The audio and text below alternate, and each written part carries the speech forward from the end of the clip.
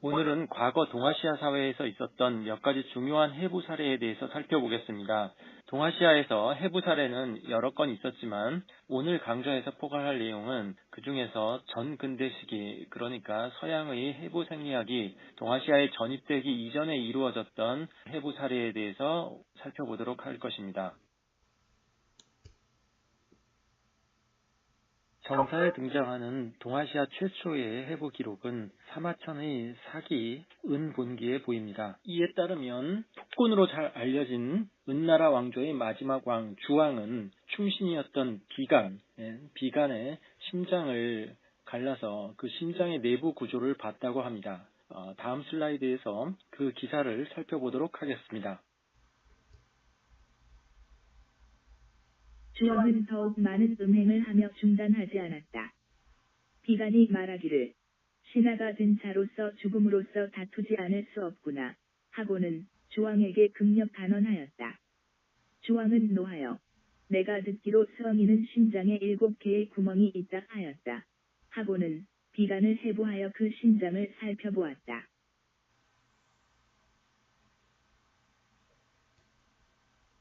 여기서 한 가지 눈길을 끄는 것은 심장에 7개의 구멍이 있다고 하는 옛사람들의 인식입니다.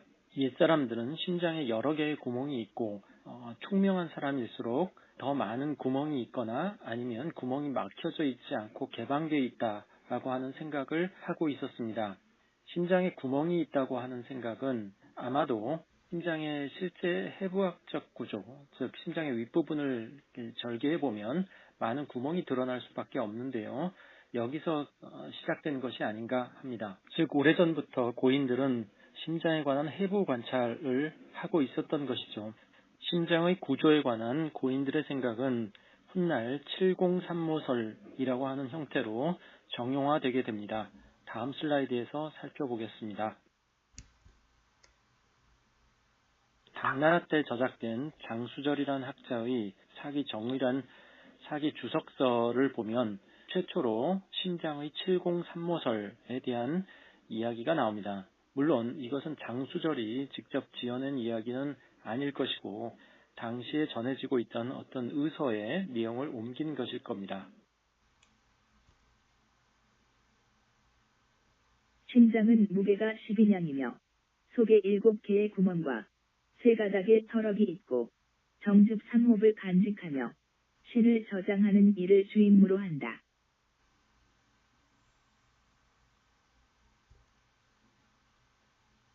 조선시대 허준의 동의보감에 수록된 심장의 그림은 이러한 703모선을 잘 보여주고 있습니다. 이 그림을 보면 심장의 상단, 심장의 윗부분에 7개의 구멍이 분명하게 표시되어 있죠. 그리고 그 위에 3개의 터럭 모양 돌기가 그려져 있는 것을 확인할 수 있습니다.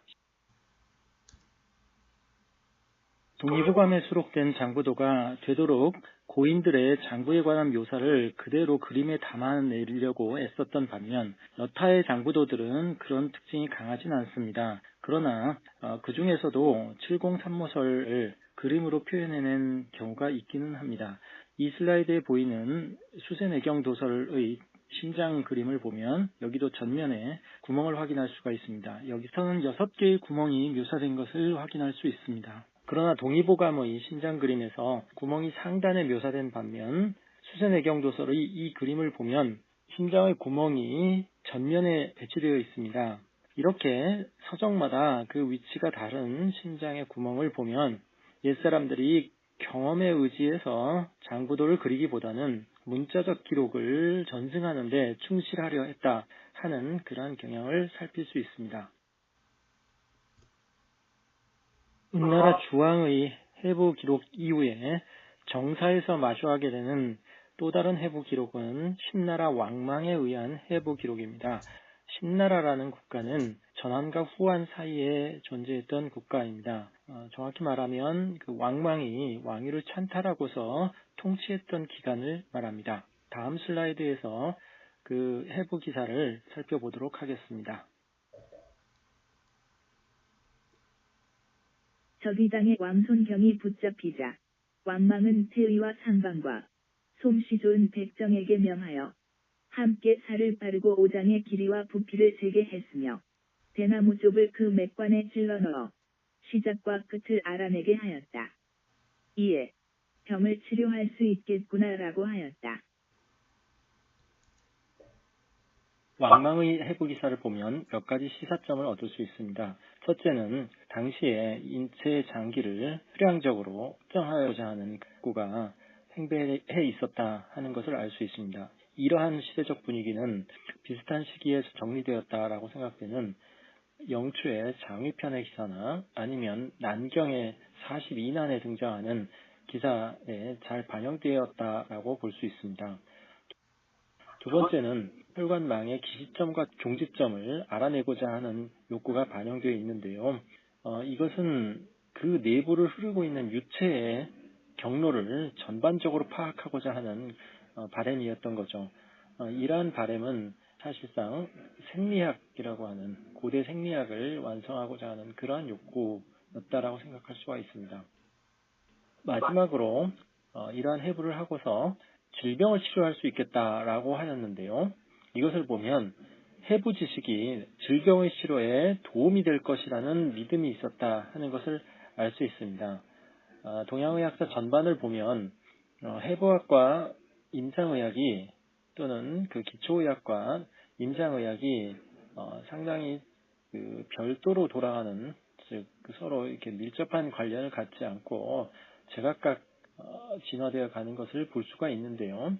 그럼에도 불구하고 사람들의 생각의 근저에는 해부 지식이 분명히 임상 수준의 제고에 도움이 될 수 있다 하는 생각이 있었다는 것을 알 수 있습니다.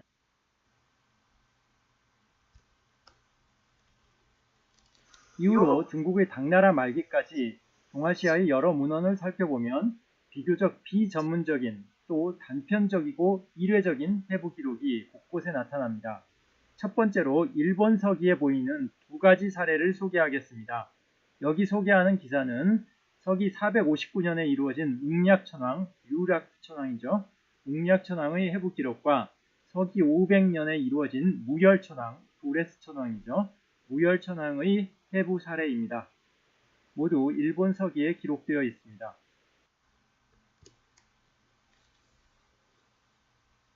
웅략천왕 3년 4월 앞에 가문의 신하인 국견이 고반왕녀와 탕직이 여성부를 무고하여 무언과 연루시켜 말하길 무언이 황녀를 강간하여 임신하게 했다라고 했다.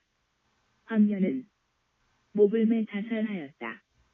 천왕이 황녀의 시신을 찾았는데 몸을 갈라 살펴보니 배 안에 물과 같은 것이 차 있었고 그 물 속엔 돌이 들어 있었다. 무열천왕 2년 가을 9월 천왕은 임신한 여성의 배를 갈라 그 태를 관찰하였다. 이어서 중국의 민간에서 이루어진 3건의 해부 사례를 차례로 더 살펴보도록 하겠습니다. 고기진은 대명원년에 탁지상서를 맡았으며 이어 이부상서로 직책을 옮겼다. 이때 패군 스탕현의 당사가 인근 마을의 팽씨 집안에 가서 술을 마시고 돌아왔는데 이 일로 병을 얻어 20여 종류의 기생충을 토해내었다. 당사의 아내 장씨가 당사가 임종시 한 말에 따라 사후에 직접 배를 갈라보았는데 오장이 모두 문드러져 있었다.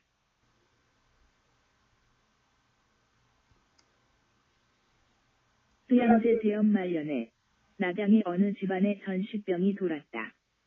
형제 여러 명이 차례로 죽었는데 그 동생이 갑자기 무엇인가가 타인의 시신에서 나왔다가 형의 입안으로 뛰어 들어가는 것을 보았다. 이로부터 곧 형이 병들었는데 임종시의 그 아내에게 말하기를 나의 숨이 끊어진 다음 나의 뇌와 인후를 열어보아도 좋소. 무엇이 있는지 살펴보고 그 근본을 알았으면 좋겠소. 라고 하였다. 그의 자제들은 그의 명에 따라 시신을 열어 살펴보았는데 뇌 속에서 이물이 발견되었다. 형체는 물고기와 흡사했으나 도합 2개의 머리가 있었고 전신에 비늘이 있었다.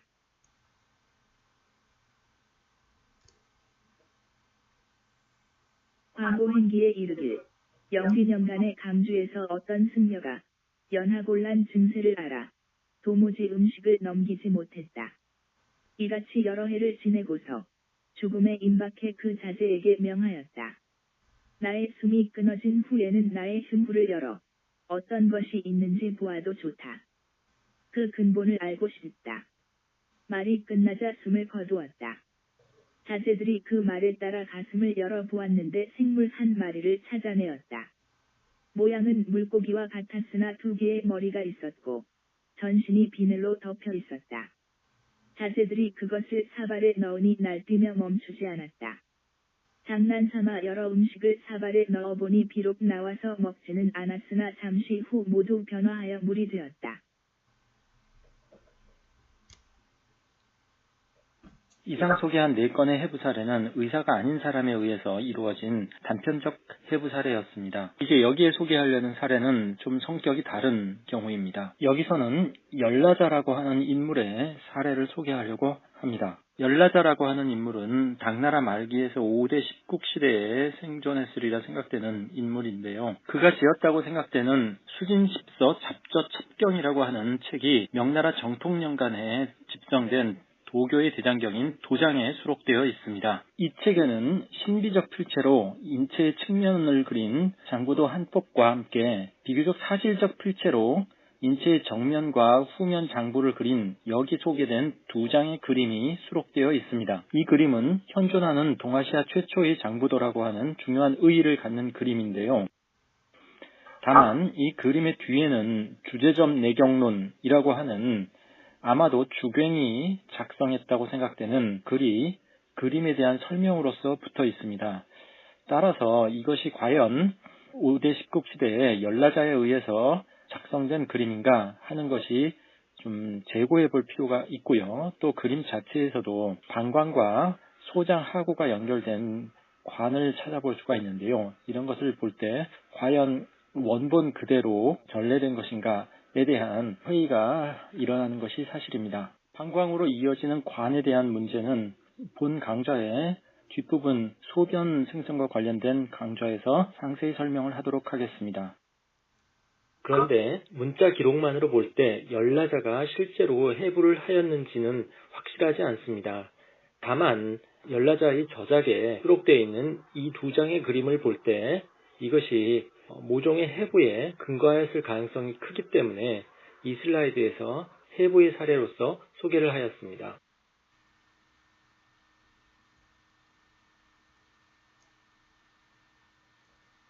열라자의 해부 사례에 이어 송대에 이르면 지금까지 비전문가에 의해 행해졌던 해부와 달리 의학의 전문가가 참여한 해부가 이어지게 됩니다. 유명한 송대의 문필가인 소동파, 즉 소식의 동생이 소철인데요. 이 소철은 1099년 지금의 광동성 용천현에 머물면서 그가 듣고 본 바를 수필 형식으로 남겼습니다. 이것이 용천약지라는 책입니다. 이 책에는 의술론 3초라고 하는 3초에 관한 짤막한 논설이 실려 있습니다. 여기서 그는 단양이라는 이름을 가진 의가가 설명한 3초의 개념을 소개하고 있고요. 이어서 단양의 설명을 서둔이라는 자에게 전한 일화를 적고 있습니다. 서둔은 소철로부터 전해들은 3초에 관한 단양의 설명을 듣고서 이것이 자신이 해부했던 것과 일치함을 발견하게 됩니다. 이제 용천약지에 실린 서둔의 말을 들어보겠습니다. 제 지역에 일찍이 큰 기근이 들었는데 거린 무리들이 죽은 자의 뼈를 발라먹었습니다. 그중 가죽과 근육은 다 없어졌으나 뼈와 맥과는 온전한 시신이 하나 있었습니다. 저는 의학을 공부한지라 다가가 그 오장을 관찰하였는데 오른쪽 콩팥대 아래에 손바닥만한 지막이 보였습니다. 이 지막은 방광과 정확히 마주보고 있었으며 2 가닥의 흰 맥관이 그 속으로부터 나와 등뼈를 따라 뇌로 관입되어 있었습니다. 생각해 보니 이것은 도인가들이 말하는 협척상관이었는데 이 손바닥 크기의 지막이 3초임을 제가 깨닫지 못했던 것입니다.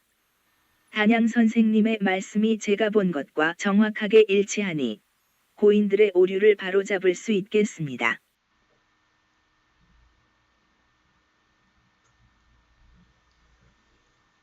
이러한 기록을 보고 어떤 사람은 이것이 그저 한 의가의 우발적 경험을 개인적 흥미에 따라 기록한 것이라 생각할 수도 있겠지만 사실 이 논설은 삼초를 주제로 한 의학사에 있어서 중요한 전기를 마련했다고 할 수 있는 주목할 만한 논설입니다. 삼초에 대해서는 본 강좌의 제4강에서 자세히 설명하도록 할 예정인데요. 거기서 이 논설이 어떤 의의를 갖는지 상세히 말씀드리도록 하겠습니다. 여기서 요점만 말씀드리자면 용천약지의 주장은 대동맥 및 대정맥과 연결된 일부 복막이 삼초의 실체라고 하는 주장입니다. 이는 훗날 진원, 즉 진무택에 의해서도 인용이 되었고요. 명대의 이시진도 본초 강목에서 이 주장을 언급하고 있습니다.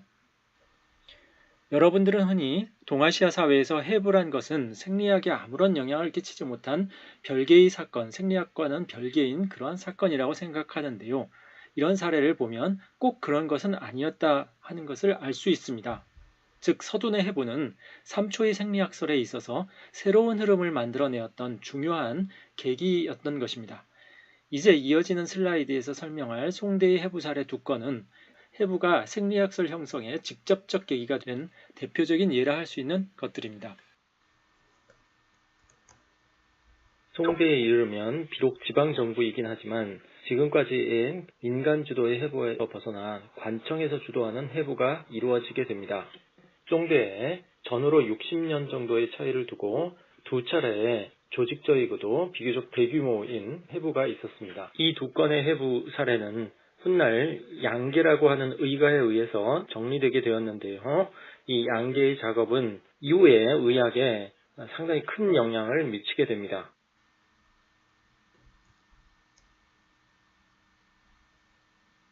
북송시대에 이루어진 첫 번째 관주도의 해부 사례는 1045년에 이루어졌습니다. 관련 사료의 내용을 살펴보도록 하겠습니다. 양계의 존진도에 이르길 의주의 도적 구희범이 형을 받을 때 의주 관리 오간이 화공에게 명하여 성장에 나아가 그림을 그리게 했고 이로써 그 모습을 소상히 얻게 되었다고 했다. 존진도에 다시 이르길 의주의 주관 오간이 말하기를 모두 이틀에 걸쳐 구희범 등 56인의 배를 갈랐고 모두 상세히 관찰하였다라고 하였다. 북송 때 오간의 명령에 의해서 만들어진 그림 자체는 현재 남아있지 않습니다. 그러나 몇 종류의 사본이 후대에 전하고 있습니다. 여기에 있는 그림들이 그 예인데요. 일본에서 작성된 왼쪽의 세 폭의 그림을 보면 목구멍 쪽에 3개의 구멍을 확인할 수 있습니다. 이것은 각각 기체, 액체, 고체가 통과하는 통로를 그린 것입니다. 이것은 훗날 양계에 의해서 잘못된 그림이라 하는 비판을 받게 되었습니다. 그런데 재미있는 것은 맨 오른쪽에 나타낸 청대에 만들어진 사본 구이범 오장도를 보면 여기에는 2개의 구멍이 목구멍 쪽에 그려져 있죠. 훗날에 수정이 있었다 하는 것을 알 수 있는 부분입니다. 비록 양계의 비판이 있긴 했지만 제가 보기에 구이범 오장도는 지금까지 전래된 오장 정면도로서는 가장 실제에 근접한 그림이라 생각이 됩니다. 대표적인 예가 대장의 모습입니다. 대장의 모습이 여타의 장부도와 달리 상행결장, 횡행결장, 하행결장의 형태를 정확히 나타내고 있습니다. 다른 장부도에서는 일률적으로 소장 아래에 뱅글뱅글 돌면서 위치한 창자로서 대장이 그려집니다. 북송 때 두 번째로 이루어졌던 관주도의 해부는 1106년의 일이었습니다. 사료의 기록을 살펴보도록 하겠습니다. 양계의 존진도에 이르길 숙몇 년간의 사주에서 도적을 처형했는데 군수 이행이 의사와 화공에게 함께 현장에 가서 관찰하도록 하였다. 막을 가르고 기름덩이를 걷어내며 세세하게 그림을 그려 세부의 모습까지 모두 얻게 되었다. 나 양계는 그 그림을 얻어 교정을 하였다. 모두 고서와 같았으며 조금도 다른 것이 없었다. 정화 2년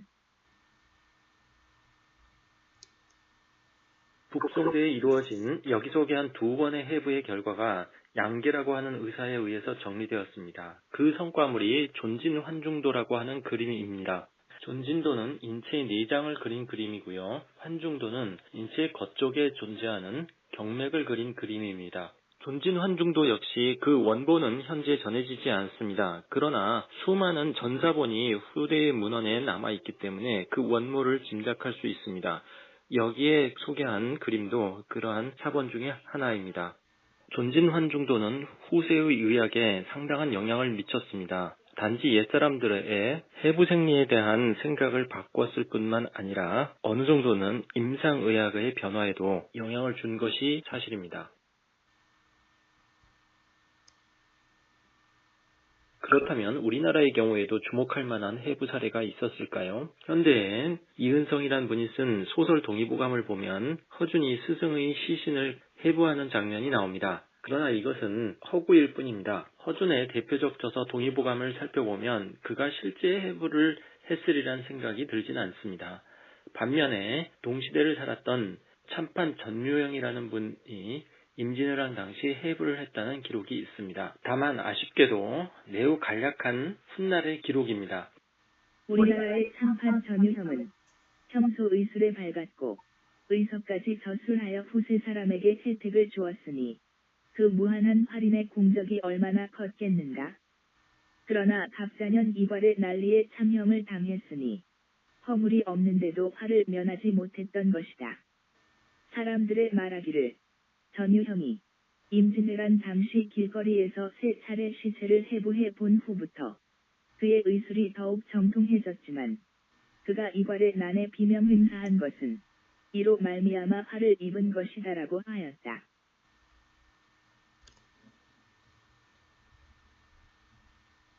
전유형의 해부에 조금 앞서 명대의 의가 가운데 실제 해부를 해본 인물들이 있었습니다. 명대의 의가 중 한 사람인 전뢰라는 인물은 자신의 저서 장구정치도설 임경경이란 책에서 나는 과거 가정 36년에 총만 호메림 공에 외인을 동쪽 연병장에서 죽이고 쾌자수에게 명하여 심장을 꺼내 치즈케 하고서 여러 장수들과 함께 식사를 할 때 마침 중군의 대상이가 우리 집에 머무르고 있었으므로 그 덕분에 쾌자수를 따라 시식마다 검시하여 오래된 의혹을 해소할 수 있었다.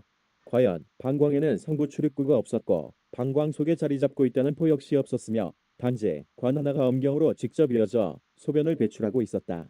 정에게 관은 등뼈를 따라 주행한 후 대장의 오른쪽을 돌아 요도와 함께 음경으로 나오고 있었다. 다만 정에게 관이 소변의 검 아래에 있었을 뿐이다. 이성은 내가 직접 목격한 것이므로 과감히 갖가지 의혹을 종결짓고 경전의 본질을 증명하는 바이다. 이것이 어찌 따지기를 좋아하는 것이겠는가. 한편 비슷한 시기 명대의 의가였던 하간이란 인물도 자신의 저서 의학통종이란 책에서 그가 몇 차례 해부를 해보았음을 기록하고 있습니다. 내가 한참 젊었을 때 의사로서 종군하여 남쪽 지역을 정벌하러 갔는데 여러 차례 적군의 배를 갈라 장부에 관해 고증해 보았다. 그러나 이처럼 그가 스스로 해부를 해보았다고 밝히고 있음에도 불구하고 그의 저서를 살펴보면 해부를 통해 얻어졌을 새로운 지견이 거의 나타나지 않습니다.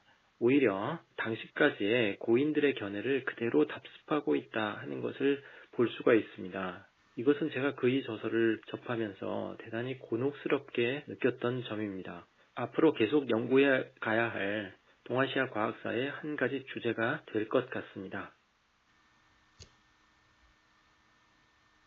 마지막으로 소개할 사례는 왕청임의 해부 사례입니다.